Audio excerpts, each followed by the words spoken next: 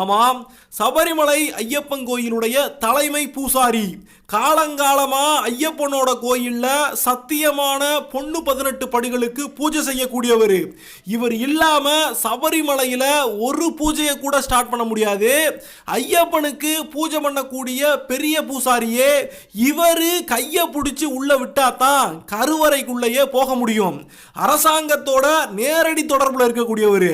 அது இப்ப ஆளுற கேரள அரசாங்கமா இருந்தாலும் சரி, அப்பாண்ட பந்தாள அரசாங்கமா இருந்தாலும் சரி, சபரிமலையில எதுனாலும் இவரைத்தான் கூப்பிட்டாகணும்.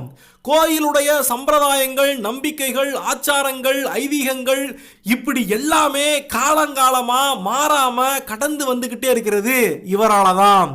இவரைத்தான் சபரிமலை கோவில் தந்திரின்னு சொல்றாங்க. எவ்வளவு பெரிய பொறுப்பு பாருங்க, எவ்வளவு முக்கியமான இந்த பொறுப்பு. இந்த பெரிய வேலையை பார்க்கிறவரு இந்த சின்ன வயசு சாமி தான்.